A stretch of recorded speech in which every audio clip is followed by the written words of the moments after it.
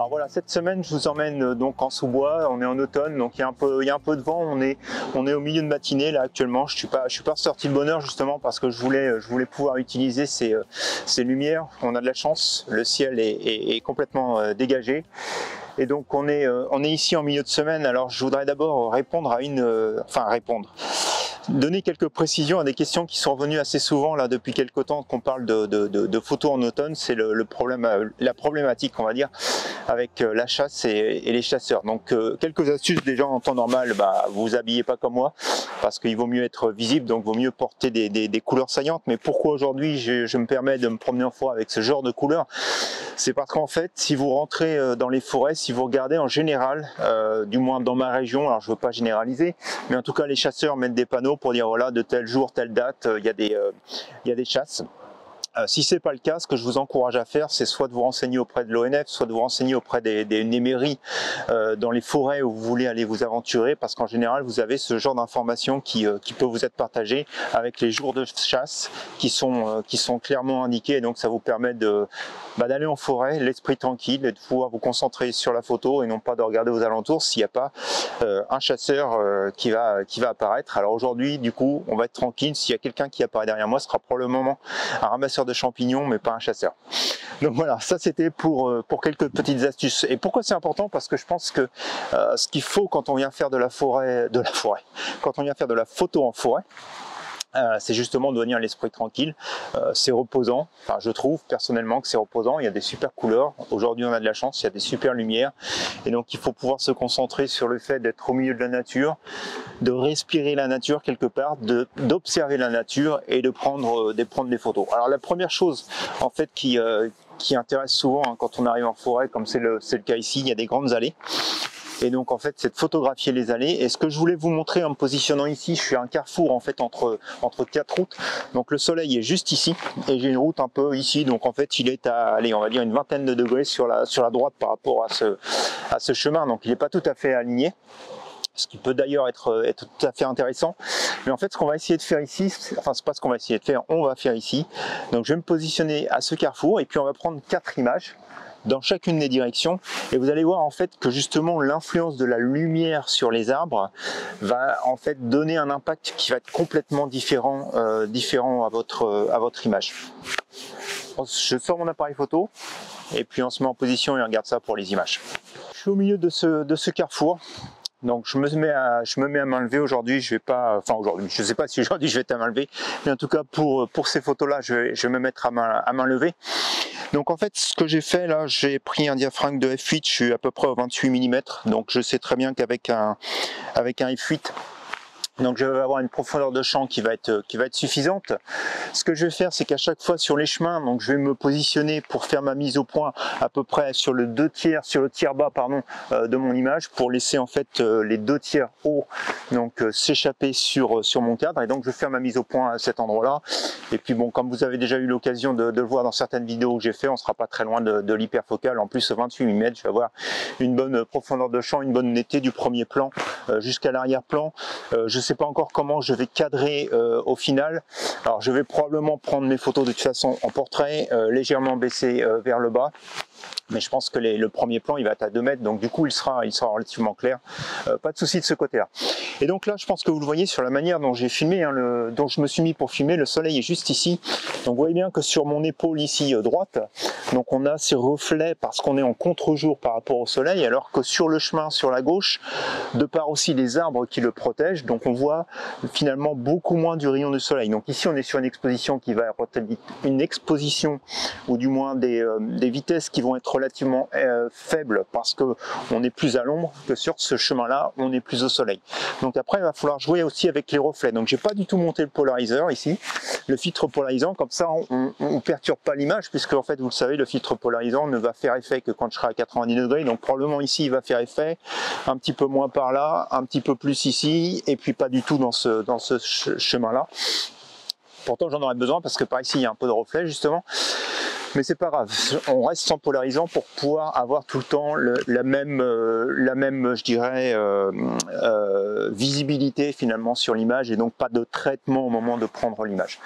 Donc je vais commencer par ce chemin ici. Alors au fond, je suis désolé, vous allez voir un peu l'autoroute, donc je vais peut-être après, si je la garde pour développer, je truquerai en effaçant un peu le fond de l'autoroute, du moins on va la grille. Donc voilà, je vous montre à l'image ce que je vous expliquais. Donc vous voyez bien que ici, donc je vais me mettre légèrement plus vers le bas. Donc je suis au 28 mm, donc j'ai des ombres qui me gênent. Donc je vais peut-être m'avancer. Enfin du moins, les rayons du soleil qui me gênent. Donc je vais m'avancer.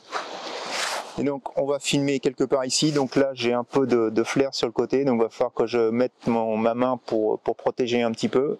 Voilà ma lentille. Donc ça va être difficile de prendre la photo, mais comme j'ai le timer, je devrais y arriver. Donc on va prendre une première photo ici comme ceci. Et donc vous voyez en fait l'effet du soleil qui donne cette légère brume, alors que quand je vais prendre ma photo dans ce sens, donc lorsque je me mets ici, on voit bien que le chemin, lui, cette fois-ci, est beaucoup plus contrasté, mais il est aussi beaucoup plus sombre. Donc de toute façon, il va falloir probablement que je l'éclaircisse un tout petit peu. Mais on a des ombres marquées qui sont sur les arbres, sur les troncs, d'un côté donc lumineux, et puis forcément de l'autre côté à l'ombre, puisqu'on a le soleil qui arrive sur le côté. Et puis si je me mets donc dans ce sens-là, et bien là, dans ce sens-là, donc on voit des ombres allongées, et puis je dirais qu'on manque complètement de contraste. On a aussi des lumières qui sont nettement définies sur la partie haute, donc je trouve beaucoup moins intéressant que ce que j'avais lorsque j'étais de l'autre côté dans mon dos.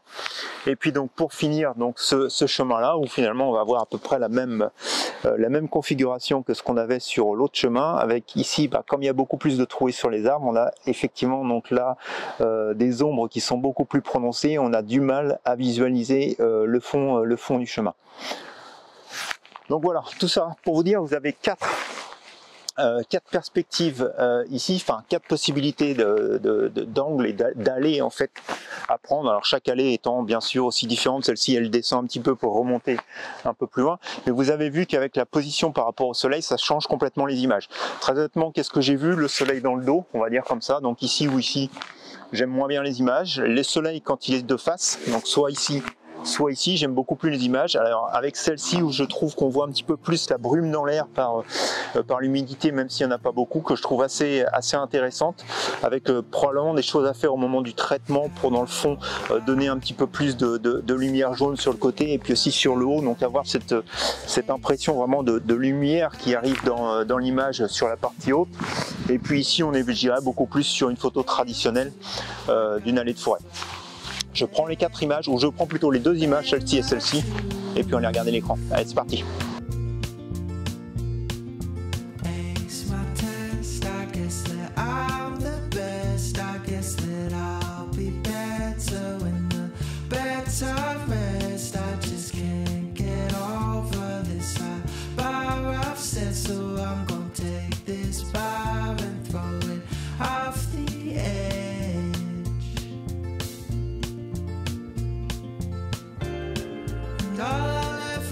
Vous avez vu les 2 images, donc laissez-moi dans les commentaires votre avis entre l'image que j'ai prise de ce côté-ci et l'image que j'ai prise de ce côté-ci, donc avec le soleil juste là. Je vous rappelle que si vous souhaitez regarder un petit peu plus longtemps les photos, donc elles sont disponibles sur mon site internet, donc je mets le lien ici en bas dans les commentaires, comme ça vous pouvez aller jeter un œil et puis regarder un petit peu plus longtemps les photos pour les analyser. Je voulais aussi revenir sur un point sur ce sens-là et pourquoi, sans vouloir vous influencer, je trouve celle-ci beaucoup plus intéressante, mis à part la lumière. C'est aussi le fait que là, de ce côté-là, on avait une allée qui était beaucoup plus continue avec des arbres finalement de chaque côté. Et cette fois-ci, dans cette allée-là, on a ce gros arbre ici qui nous attire tout de suite l'œil sur la gauche de la photo, mais qui va rebondir en fait sur la droite avec l'arbre qui est un petit peu plus loin et ainsi de suite sur l'autre là-bas dans le fond, puisque ici, il y a toute une zone sans arbre. Donc naturellement, en fait, l'œil dans la photo va faire un ping-pong, paf, paf, paf, et aller dans le fond, ce qui fait que l'œil va bien se promener dans toute l'image. Donc ça c'est relativement important, et là je vous reporte sur la vidéo de la semaine dernière où justement je parlais d'équilibre dans l'image. Donc ici on a cet arbre qui est prépondérant, donc qui a tendance à nous emmener tout de suite sur ce côté-là de l'image, mais que vous avez vu dans mon cadrage que finalement il borde la partie gauche de l'image. Et donc on a toute cette lignée d'arbres ici en continu qui contrebalance un peu l'image et donc qui redonne un petit peu plus de poids de l'autre côté de l'image. Et donc naturellement notre œil va se promener dans l'image. Donc ça c'est une astuce aussi que je vous engage à faire, c'est regarder au poids entre guillemets des éléments lorsque vous êtes en forêt sur des allées comme ça, parce que ça paraît toujours super intéressant d'être symétrique, mais quand c'est symétrique, bah, du coup ça devient ennuyeux, comme c'est un peu le cas par ici, parce que sans parler de la lumière uniquement, mais finalement cette allée elle est longue et naturellement l'œil, et ben je dirais que très rapidement il va dans le fond, alors que je trouve personnellement que de ce côté-ci, naturellement l'œil va se promener dans la photo et rester un petit peu plus longtemps sur cette allée.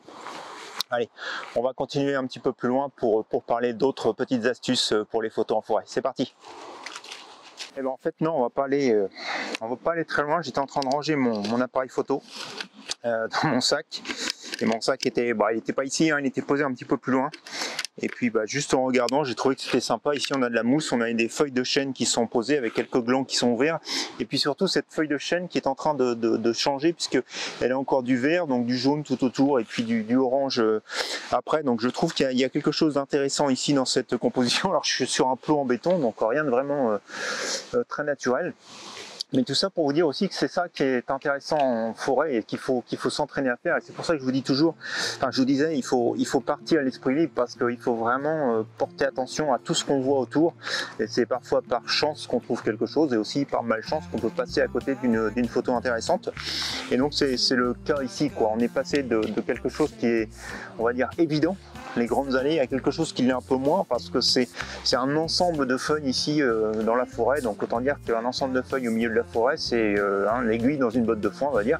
Donc c'est pas forcément évident à voir.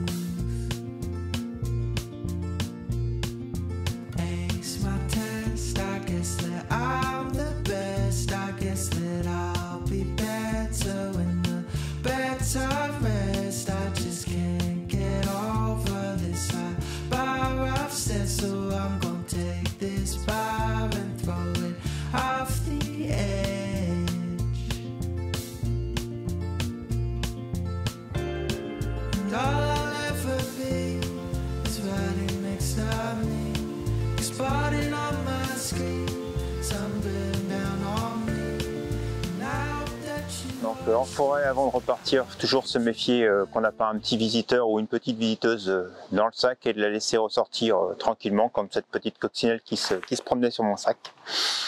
Donc voilà, depuis on a voyagé, donc je suis à un autre coin de la forêt. Et donc en fait, quand on fait de la photo comme ça en forêt, donc on a vu les allées qui sont parfois évidentes, les choses qui sont au sol qui sont beaucoup plus particulières et peut-être plus difficiles à trouver. Et puis ce qu'on cherche aussi en forêt, c'est des arbres, forcément. Et c'est des arbres qui vont avoir quelque chose de particulier. Ça peut être leur forme. Alors tout à l'heure j'en ai croisé un qui avait une forme intéressante, mais malheureusement il était au milieu de tout un tas de broussailles. Donc très rapidement il faut se dire non, c'est pas celui-ci. Il faut bien savoir qu'en forêt, des arbres, il y en a des quantités, donc c'est pas parce que celui-ci a une forme particulière que c'est le seul comme ça dans la forêt. Donc il y en a d'autres qui peuvent avoir des formes particulières, et donc qu'on peut aller chercher. Et puis après, ça peut être aussi le fait qu'il soit tout droit et tout aligné, donc ça peut parfois faire des beaux panoramas, de faire un panorama de tous ces troncs droits, en oubliant à la fois le sol et puis le ciel. Et puis parfois, c'est des arbres aussi petits que celui-ci. Je ne sais pas si vous le voyez bien, mais tout autour, donc là on a des arbres. Et on a l'impression un peu d'une circonférence ici qui est en train d'entourer ce tout petit arbre qui est en train de grandir. Donc c'est le plus petit au milieu de tous, un peu comme le plus petit d'une famille de grands arbres. Alors ils sont tous un peu différents, certains ont déjà bien vécu, certains sont plutôt en train de pousser, d'autres comme celui-ci, malheureusement, c'est fini pour lui, puisque c'est un tronc sec. Mais voilà, j'ai un peu ce sentiment d'une famille. Alors, vous avez souvent entendu parler, quand on prend les photos, on dit « Ah ouais, il faut que la photo, elle puisse raconter une histoire. » Alors très honnêtement, parfois sur des paysages, des grandes vistas, j'ai pas ce sentiment de raconter une grande histoire, à part le fait de dire « Ah ouais, ok, il y a un super paysage, on voit le lac, on voit la montagne, c'est l'été, c'est l'automne, et toutes ces choses-là. » Ici en forêt, je trouve que c'est ça qu'il faut rechercher, c'est-à-dire l'arbre qui vous plaît, vous le regardez, vous positionnez après par rapport à la lumière et qu'est-ce que vous allez essayer de raconter sur cet arbre-là? Est-ce que c'est un arbre solitaire? Est-ce que c'est un arbre au milieu des autres? Est-ce que c'est le fait qu'il est homogène à tous les autres? Est-ce que c'est le fait qu'il est différent des autres? Mais c'est ça vraiment qu'il faut faire attention lorsque vous êtes au forêt, et du moins faire attention, je sais pas, mais pensez pour pouvoir avoir des images qui parlent un petit peu plus. Donc moi, c'est ça mon histoire ici, c'est cet arbre au milieu des autres. Donc du coup, je vais essayer sur mon image de donner cette notion de circonférence. Donc on va passer sur l'appareil photo ici pour regarder ce que ça donne au niveau du cadrage. Dans la position que je pense être l'idéal, ou du moins la position qui va me permettre de prendre une photo, parce qu'en fait la position, je pense, qui aurait pu être intéressante, c'est celle qui était juste ici, sauf que à la fois j'ai un tout petit arbre qui me gêne, je perds cette notion un peu de cercle de famille, donc du coup je perds tout l'attrait de cette image, et donc on a juste ce petit arbre au milieu des deux autres. Donc du coup voilà, c'est un peu ce qui se passe en photo de forêt, c'est que il faut accepter tout simplement parfois de faire des compromis. Donc c'est mon compromis aujourd'hui, mais par contre, une fois que vous avez choisi votre position, eh ben, c'est comme dans toutes les photos de paysage ou n'importe quelle photo de portrait ou autre, eh ben, il faut simplement choisir sa place. Donc là où je suis actuellement, donc vous voyez très bien, hein, si on reprend cette notion que je vous expliquais tout à l'heure et que j'ai expliqué dans la vidéo de la semaine dernière de poids de l'image, donc vous voyez très bien que cet arbre qui est ici là sur la droite est la première chose qui prend en fait l'œil avec celui qui est juste un petit peu plus loin, et donc du coup très clairement notre image elle est un peu mal balancée, on va dire, et elle a un peu tendance à pencher par là, et l'arbre, ce fameux petit arbre au milieu, et bah du coup on le voit pas du tout. Donc la première chose que je peux faire, c'est tout simplement supprimer cet arbre sur le côté. Donc là, on garde à peu près cette notion, je dirais, de cercle, avec un arbre complètement à droite et puis trois derrière. Mais en fait, ça ne me satisfait pas, donc en fait il faudra même que je vienne ici, et vous le voyez, donc je vais agrandir, vous allez probablement voir la caméra qui me filme actuellement, non, pas tout à fait, mais voilà. Vous voyez, déjà là je trouve qu'on a un petit peu plus cette notion de cercle. Donc par contre on retrouve en fait cet arbre dans le fond ici là qui coupe un peu le marronnier, donc c'est pas forcément l'idéal. Et puis donc sur la gauche pardon de mon image, on avait cet arbre qui était un peu coupé. Donc voilà, je vais me repositionner probablement dans un premier temps quelque part comme ça.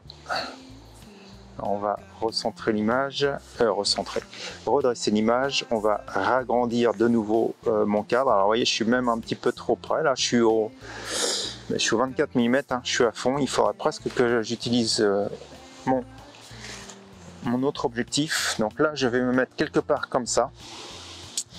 Là en plus on a une lumière, je trouve, qui pour le coup là est intéressante. Donc on va se mettre comme ça. Alors je suis en 16/9, donc ça va être encore différent tout à l'heure quand je vais cadrer. Je vais probablement juste diminuer un peu. Ce que je vais probablement faire aussi, c'est couvrir un peu la partie haute de l'image. Je sais pas. Parce qu'après cet effet, de toute façon je vais le recréer dans Photoshop, cette notion de lumière. J'aime bien les grandes ombres. Le grand qui veille sur le petit. Alors l'arbre, on a quand même du mal à le voir, donc il va falloir que je joue énormément au niveau des réglages après sur Photoshop, mais je pense que là au niveau de ma composition, c'est ce qu'il y a de mieux.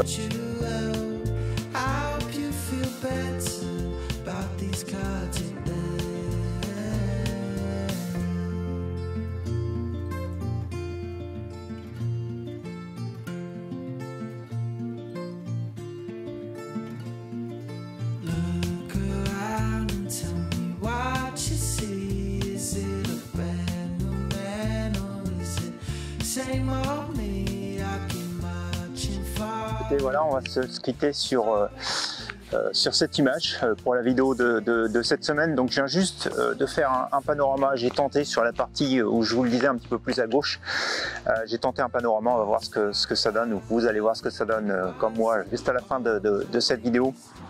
Mais voilà, ce que je voulais surtout vous dire comme message aujourd'hui, là, quand vous voulez faire de la photo en sous-bois, déjà libérez-vous de toute contrainte. Donc assurez-vous qu'il n'y a pas de chasseurs, parce qu'il faut venir en forêt avec l'esprit libre pour pouvoir profiter et puis pour pouvoir regarder et être attentif à tout ce qui se passe autour et non pas être attentif à potentiellement un chasseur dans le coin. Donc ça, c'est pour moi la chose la plus importante, avoir cet esprit libre et ouvert. Regardez les grandes choses, regardez les petites choses. Et donc rechercher des sujets qui racontent une histoire. Les arbres ont tous des formes différentes, des particularités différentes au milieu des autres. Et donc il y a toujours quelque chose à raconter. Alors forcément, vous allez être le seul à voir l'histoire et vous aurez réussi la photo le jour où les gens autour de vous verront la même histoire que vous. C'est que globalement, vous avez réussi à faire partager cette émotion. C'est jamais évident. Mais je pense que si vous partez de ce principe-là, c'est là où vous allez avoir des meilleures compositions. Alors jouer avec la lumière, on l'a vu, c'est important. Et puis aussi accepter, comme beaucoup de fois en photo, que la lumière n'est pas parfaite au moment où on prend la photo. Il faut juste le garder en mémoire et puis revenir un petit peu plus tard pour prendre la même photo. Alors le problème, c'est que la saison d'automne dure relativement très peu, donc on a à peu près 2 mois pour prendre les photos. Donc parfois les bonnes conditions de lumière ne se produisent jamais sur cette saison-là. Donc il faut revenir la saison d'après. Les arbres grandissent, mais pas à ce point-là. Donc la saison d'après, cette image elle sera toujours probablement à faire. Toute la famille aura grandi. Et donc on sera toujours là pour prendre la photo et faire passer la même émotion. Voilà, donc j'espère que vous avez apprécié cette vidéo cette semaine, qu'elle vous aura appris beaucoup de choses sur la photo en sous-bois, ou qu'elle vous aura donné des idées pour la photo en sous-bois. Si c'est le cas, vous connaissez la petite musique, un petit pouce en l'air, partagez, commentez, et puis il ne me reste plus qu'à vous souhaiter un bon dimanche, une bonne semaine, et puis on se dit à la semaine prochaine pour de nouvelles expériences photographiques. Allez, bonne semaine à vous, au revoir.